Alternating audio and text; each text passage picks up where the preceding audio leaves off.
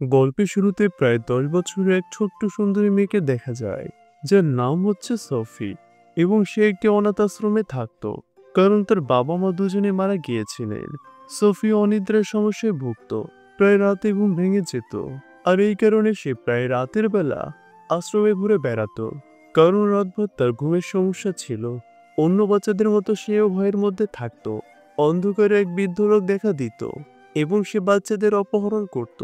তারপর সে তাদের মেরে ফেলে খেয়ে ফেলতো। এক রাতে যখন সবাই ঘুমিয়েছিল, সোফি একটি বিড়ালের ডাক শুনে।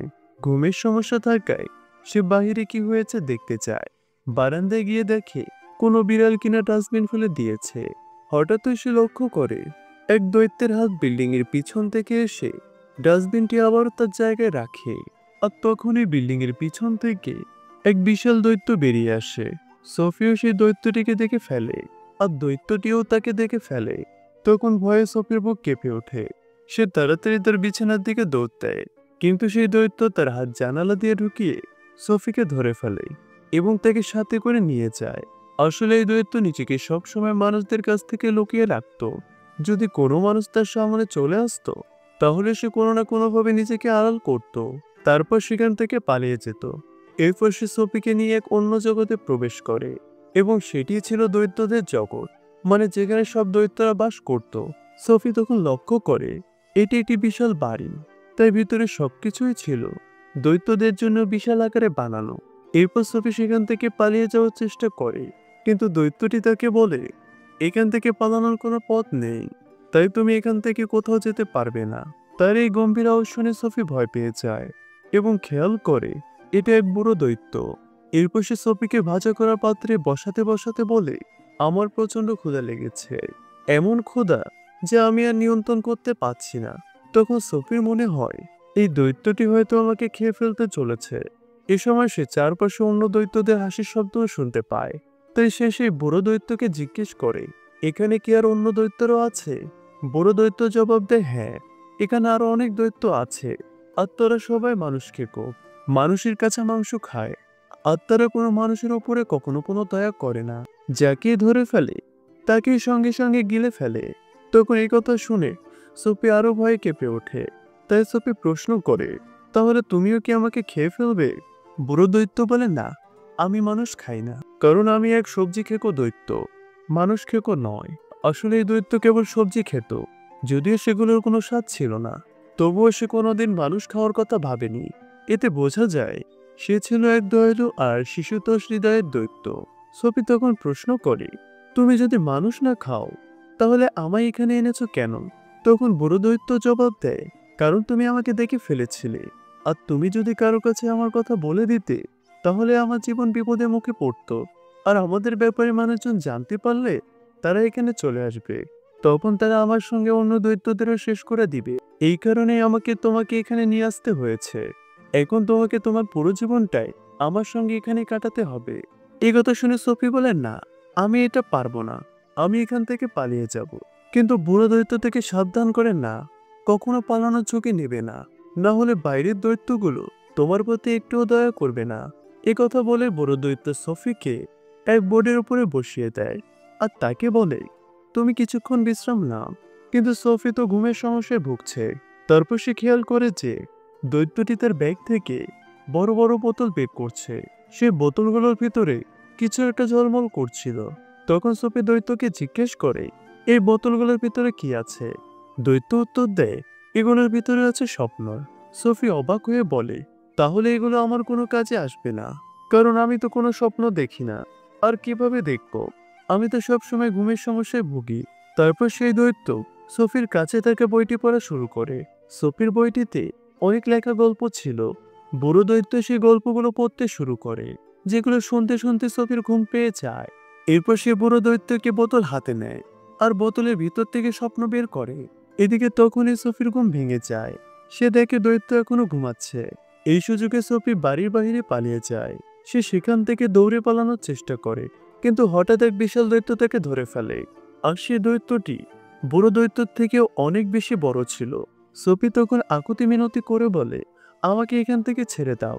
কিন্তু সেই দৈত্য একদমই পাত্তা দেয় না, আর সরাসরি তাকে গিলে ফেলে। ঠিক তখনই সোফির ঘুম ভেঙে যায়। মানে এটা সবই সোফির দুঃস্বপ্ন ছিল। সোফি জেগে উঠে দৈত্যকে জিজ্ঞেস করে, এটা তুমি করেছিলে, কারণ আমি তো ঘুমাতে পারি না, আর কোনো স্বপ্নও দেখি না। কিন্তু তুমি যে স্বপ্নটা আমাকে দেখালে, সেটা তো ভয়ঙ্কর দুঃস্বপ্ন ছিল। দৈত্য জবাব দেয়, আমাকে এটা করতেই হয়েছে, কারণ আমি তোমাকে বোঝাতে চেয়েছিলাম বাইরে তোমার জন্য কতটা বিপদ ঘোরাফেরা করছে, তাই তোমার এখানেই থাকা ভালো। এরপর বড় দৈত্য সোফিকে বোঝায়, এখানকার দৈত্যরা সবাই আমার থেকে আকারে অনেক বড়।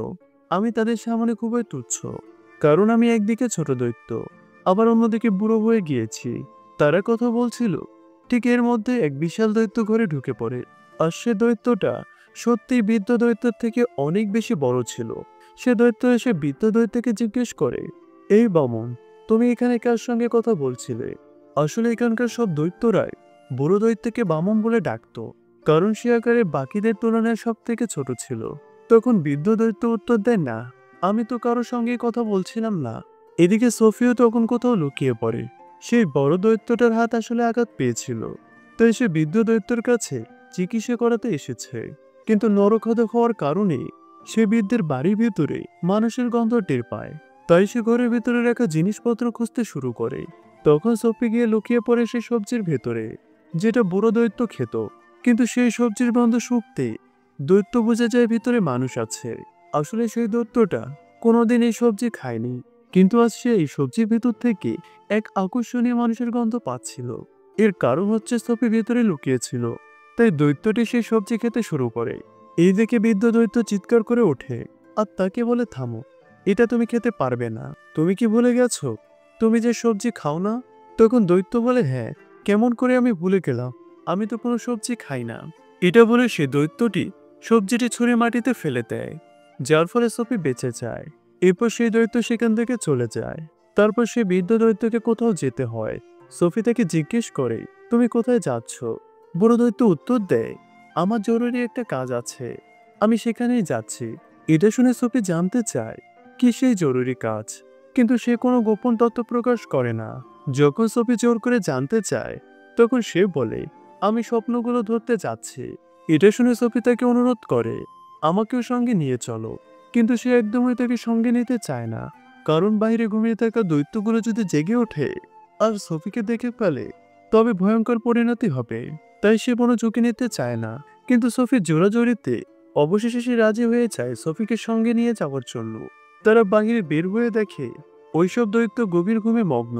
তাই তারা চুপচাপ সেখান থেকে পার হতে চাচ্ছিল। কিন্তু হঠাৎই একসাথে সব দৈত্য জেগে ওঠে আর তারা বড় দৈত্যকে বিরক্ত করতে শুরু করে। তাকে বলে, এই বামন, কোথায় যাচ্ছ? বৃদ্ধ তখন উত্তর দেয়, আমি আমার কাজে যাচ্ছি। তখন দৈত্যগুলো বলে, আমরা চাইলে তুই এখান থেকে বাইরে যাস, মানুষের জগতে, কারণ মানুষ যদি আমাদের সম্পর্কে জেনে যায়, তবে আমাদের জীবন বিপদের মুখে পড়ে যাবে। এটা বলে সব দৈত্য মিলে সে বুড়ো দৈত্যকে প্রচন্ডভাবে বিরক্ত করতে থাকে। তখন সুযোগ বুঝে সোফি একটি গাড়ির মধ্যে লুকিয়ে পড়ে। এদিকে বৃদ্ধ দৈত্য আকাশের দিকে আঙুল তুলে বলে, ওই দিকে তাকাও আর ভালোভাবে দেখো, আকাশে মেঘ জমেছে, খুব তাড়াতাড়ি বৃষ্টি নামবে। আসলে এখান থেকে সব দৈত্যগুলো পানিকে ভীষণ ভয় পেত, কারণ তাদের পানির প্রতি অযৌক্তিক ভীতি ছিল। ঠিক তখনই বৃষ্টি শুরু হয়ে যায় আর সব দৈত্য আতঙ্কে লুকিয়ে পড়ে আর সেখান থেকে পালিয়ে যায়। এদিকে এই সুযোগটা কাজে লাগিয়ে বৃদ্ধ দৈত্য আর সোফি সেখান থেকে বেরিয়ে যায়। তারা পাহাড় বেয়ে উঠতে শুরু করে। উঠতে উঠতে তারা মেঘ পেরিয়ে অনেক দূরে চলে যায়। সোফি বলে, এই তারাগুলো কত সুন্দর লাগছে এখানে থেকে দেখলে।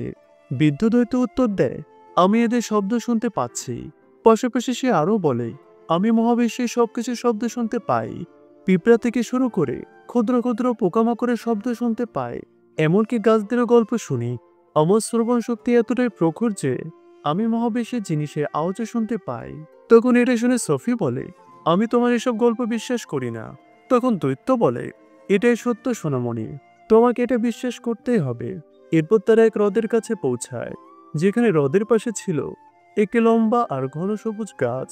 বৃদ্ধ দৈত্য তখন পানিতে লাফ দেয়, সঙ্গে সোফিও তার সঙ্গে লাফিয়ে পড়ে। তারপর দুজনে হ্রদের ওপারে পৌঁছে যায়। আর এটাই ছিল মূলত স্বপ্নের জগৎ। আর সেই গাছ থেকে ফোঁটা ফোঁটা করে স্বপ্ন ঝরে পড়ছিল। বৃদ্ধ এখানে আসে শুধুমাত্র সেগুলো ধরার জন্য। এরপর তারা একসাথে অনেকগুলো স্বপ্ন ধরে ফেলে। এর মধ্যে ছিল ভালো স্বপ্ন, আবার খারাপ স্বপ্ন, এসব স্বপ্ন ধরে তারা আবার ফিরে আসতে শুরু করে। এখন তাদের মধ্যে এক ঘনিষ্ঠ বন্ধুত্ব গড়ে উঠেছিল। তারা একে অপরকে নিয়ে সন্তুষ্ট ছিল। বৃদ্ধ দৈত্য তখন সোফিকে তার কষ্টের গল্পও বলে। সে বলে, এখানে সব দৈত্য আমাকে পিগমি অর্থাৎ বামন বলে ডাকে, কিন্তু তারপরও সে এক চিন্তায় খুশি হয়। সে বলে, আমি একজনের সঙ্গে দেখা পেয়েছিলাম, আর সে আমাকে দ্য বিগ ফ্রেন্ডলি জায়েন্ট বলে ডাকতো। তখন এটা শুনে সোফি বলে, তাহলে এখন থেকে আমিও তোমাকে দ্য বিগ ফ্রেন্ডলি জায়েন্ট বলে ডাকবো। এরপর স্বপ্নগুলো ধরে তারা শহরে ঘুরে বেড়ায়, যেখানে বাচ্চারা নিজেদের ঘরে ঘুমাচ্ছিল, আর বিগ ফ্রেন্ডলি জায়েন্ট তাদের ঘুমের মধ্যে সুন্দর সুন্দর স্বপ্ন দিয়ে যায়, যাতে মানুষ তাদের স্বপ্নে আনন্দ খুঁজে পায়। এখানেই বোঝা যায় দ্য বিগ ফ্রেন্ড জায়েন্ট আসলে কোমল হৃদয়ের দৈত্য। সে স্বপ্নের জগৎ থেকে স্বপ্ন এনে মানুষকে উপহার দেয়, যাতে তাদের জীবনে আনন্দ আসে অন্তত ঘুমের সময়টুকুতে। সোফি জিজ্ঞেস করে, তোমাকে কি তোমার বাবা মা স্বপ্ন সম্পর্কে বলেছিল? তখন বিগ ফ্রেন্ড জায়েন্ট বলে, দৈত্যদের কোনো বাবা মা নেই। তখন সোফি তার বয়স জানতে চায়, তোমার বয়স আসলে কত? তখন বিগ ফ্রেন্ড জায়েন্ট জানায়, আমার বয়স এই মহাবিশ্বের বয়সের সমান। এর মানে হলো এই মহাবিশ্বের সঙ্গে সঙ্গে দৈত্যদের সৃষ্টি হয়েছিল, কিন্তু তারা এই মহাবিশ্বে মানুষদের চোখের আড়ালে দেয়ালের পিছনে লুকিয়ে থাকে। এরপর তারা ফেরার পথে রওনা দেয়। হঠাৎ সোফি জিজ্ঞেস করে, আমার কম্বল কোথায়? আসলে সোফির কম্বল রয়ে গিয়েছিল দৈত্যদের জগতে। এটা শুনে বিগ ফ্রেন্ড জায়েন্ট চিন্তায় পড়ে যায়। সে সোফিকে বলে, আমি এখন তোমাকে আর ফিরিয়ে নিতে পারবো না, কারণ এতক্ষণে অন্য দৈত্যরা বুঝে ফেলেছে যে আমার সঙ্গে একজন মানুষও আছে। এবং এখানে দ্য বিগ ফ্রেন্ড জায়ান্ট সোফির কাছে একটি সত্য প্রকাশ করে। সে বলে, অনেক বছর আগে আমিও একটি শিশুকে খুঁজে পেয়েছিলাম। সে তোমার মতোই নির্দোষ আর সুন্দর ছিল, আর সেও আমাকে তোমার মতোই দেখেছিল। তাই আমি তাকে দৈত্যদের জগতে নিয়ে এসেছিলাম। আর সেই শিশুই আমাকে পড়তে শিখিয়েছিল। তুমি যে পুরনো জ্যাকেটটা পরেছ, সেটা আসলে আমার ওই নির্দোষ ছোট্ট বন্ধুর, কিন্তু আমি তাকে তার দুনিয়ায় ফেরত নেওয়ার আগে অনেক দেরি হয়ে গিয়েছিল। আমি চাই না তুমি আমার সেই নির্দোষ বন্ধুর মতো একই পরিণতি ভোগ করো, কারণ তুমিও এখন আমার বন্ধু। এই জন্য সে সিদ্ধান্ত নেয় সোফিকে রেখে চলে যাবে, কিন্তু সোফি তাকে থাকতে অনুরোধ করে। পাশাপাশি সে জেদ ধরে তার সঙ্গে যাওয়ার জন্য। এই সময় দৈত্যটি সোফির কথায় রাজি হয় না। তারপর দ্য বিগ ফ্রেন্ড জায়ান্ট সোফিকে অনাথ আশ্রমে রেখে চলে যায়, কিন্তু সোফি সেখানে থাকতে চায় না। তাই সে ব্যালকনি থেকে লাফ দেয়, কারণ সে জানতো যে তাকে দ্য বিগ ফ্রেন্ড জায়ান্ট নিরাপদে রাখবে। আর ঠিক তাই হয়, দ্য বিগ ফ্রেন্ড জায়ান্ট তাকে রক্ষা করে। এরপর অনিচ্ছা হওয়া সত্ত্বেও সে সোফির কথায় রাজি হয়ে যায়, এবং সে আবারও সোফিকে দৈত্যদের জগতে নিয়ে আসে, যেখানে অন্য সমস্ত দৈত্য ইতিমধ্যে তাদের জন্য অপেক্ষা করছিল। কারণ সব দৈত্য জানতে পেরেছে যে বৃদ্ধ দৈত্যের সঙ্গে কোনো মানুষ আছে। সুতরাং সব দৈত্যের আগ্রহ ছিল সেই মানুষটা আসলে কে। এরপর তারা কম্বলের গন্ধ শুনে বিগ ফ্রেন্ড জায়ান্টের বাড়িতে চলে আসে এবং বাড়ির জিনিসপত্র ভাঙার চেষ্টা করে, কিন্তু বিগ ফ্রেন্ড জায়ান্ট কৌশলে সেই কম্বলটি জ্বালিয়ে দেয়, যেখানে কিনা সোফির গন্ধ লাগা ছিল। এরপর সেসব দৈত্যকে তার বাড়ি ত্যাগ করতে বলে। অন্যদিকে সোফি দেয়ালে ঝুলে থেকে একটি ছবি লক্ষ্য করে। এটি একটি রানীর ছবি ছিল। তখন রানীর ছবি দেখে সোফির মাথায় একটি আইডিয়া আসে। তারপর সে দ্য বিগ ফ্রেন্ড জায়ান্টকে বলে, রানীর জন্য একটি স্বপ্ন তৈরি করো, এবং সেই স্বপ্নে প্রকাশ করবে যে এই মহাবিশ্বে দৈত্যদের জগৎ আছে, আর সেই দৈত্যরা খুবই বিপজ্জনক। তারা সব শিশুকে খায় আর হত্যা করে। পাশাপাশি তুমি আমাদের দুজনকে সেই স্বপ্নে যোগ করবে, যাতে রানী যখন আমাদের সামনে দেখবে তখন যেন আমাদের চিনতে পারে।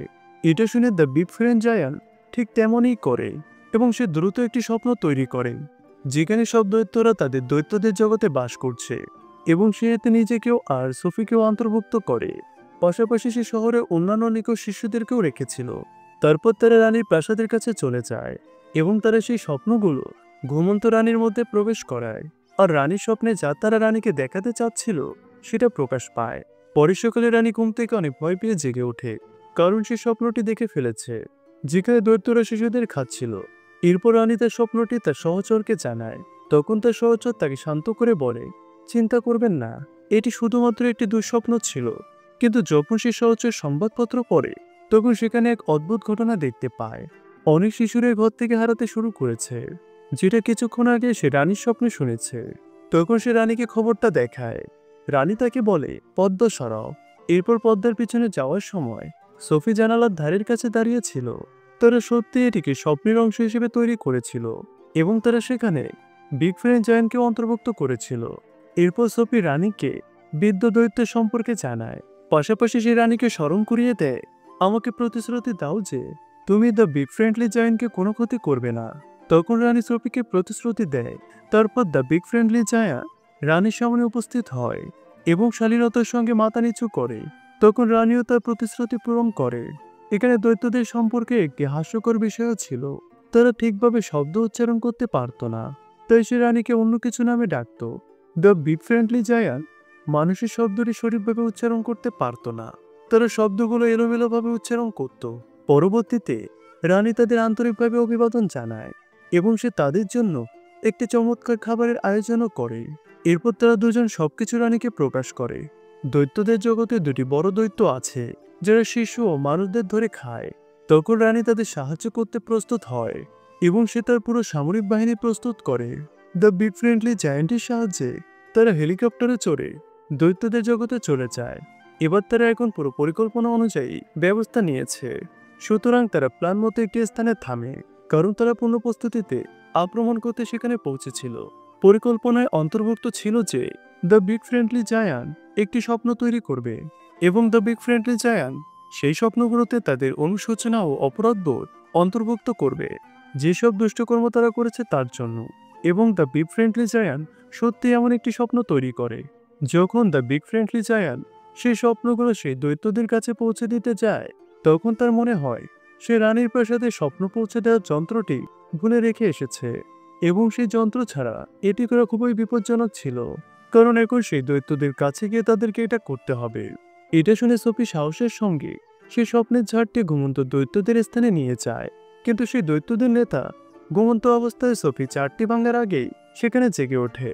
কিন্তু সোফিও তখন জারটি ভেঙে ফেলে এবং স্বপ্নগুলো ঘুমন্ত বাকি দৈত্যদের কাছে পৌঁছায় আর তাদের ভিতরে প্রবেশ করে। জেগে ওঠার পর সেই দৈত্যরা তাদের দুষ্টকর্মের জন্য অপরাধবোধ অনুভব করে, কিন্তু অন্যদিকে দৈত্য নেতা জাগ্রত হওয়ার কারণে স্বপ্ন তার ভিতরে প্রবেশ করতে পারে না।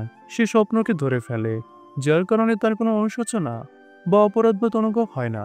তাই সে দ্রুত সোফির উপরে আক্রমণ করে, কিন্তু দ্য বিগ ফ্রেন্ডলি জায়ান্ট সেই দৈত্যের সামনে আসে। দৈত্যটি তখন দ্য বিগ ফ্রেন্ডলি জায়ান্টকে হাত ধরে ফেলে, কারণ সে আকারে ছোট। এরপর যখন সে দ্য বিগ ফ্রেন্ডলি জায়ান্টকে হত্যা করতে প্রস্তুত হয়, তখনই রানীর সশস্ত্র সেনাবাহিনী হেলিকপ্টারে সেখানে পৌঁছে যায় এবং তারা সমস্ত দৈত্যকে ধরে নিয়ে যায়। এরপর তাদের সমুদ্রের মাঝে একটি দ্বীপের মধ্যে ফেলে দেওয়া হয়। সেই দ্বীপের চারপাশে ছিল শুধুমাত্র পানি, আর তারা পানিকে অনেক ভয় করত। এই কারণেই তারা সেখান থেকে আর কখনোই পালাতে পারবে না। তাদের সারা জীবন এখন এখানে আটকে থাকতে হবে। এরপর রানী তাদের খাবারের জন্য খাবারের বীজ ছড়ে দেয়, যাতে সেই দৈত্যরা সেই বীজ ব্যবহার করে শাকসবজি বড় করতে পারে এবং তারা যেন সেই সবজিগুলো সারা জীবন খায়। এখন এই দৈত্যদের এই শাকসবজিগুলো ভালো লাগতো না, কিন্তু বাধ্য হয়ে তাদেরকে এখন এগুলোই খেতে হবে। আর এভাবেই তাদেরকে এই দ্বীপের মধ্যে চিরকাল বেঁচে থাকতে হবে। এরপর সিন চেঞ্জ হয়ে সোফিকে দেখানো হয়, যে কিনা আর অনাথ আশ্রমে থাকে না, বরং সে এখন রানীর প্রাসাদে থাকে। এতে করে সোফি অনেক খুশি ছিল এবং সে দ্য বিগ ফ্রেন্ডলি জায়ান্টের সঙ্গে যে কোনো সময় যোগাযোগ করতে পারত, কারণ দ্য বিগ ফ্রেন্ডলি জায়ান্ট বলেছিল যে সে মহাবিশ্বের প্রতিটি শব্দ শুনতে পায়। অন্যদিকে দ্য বিগ ফ্রেন্ডলি জায়ান্ট এখন দৈত্যদের জগতে একা আছে, তাই সে পুরো এরিয়াতে তার পছন্দ মতো শাকসবজি চাষ করতে শুরু করে, যেটা সে আগে করতে পারেনি, এবং সে এখন নিজের জীবনে অনেক সন্তুষ্ট। এরপর সোফি প্রতিদিন জানালার কাছে আসে এবং তার বন্ধুকে শুভ সকাল বলে। অন্যদিকে এটা শুনে বিগ ফ্রেন্ডলি জায়ান্টও তাকে উত্তর দেয়। আর এখানে এই চমৎকার সিনেমাটি শেষ হয়ে যায়।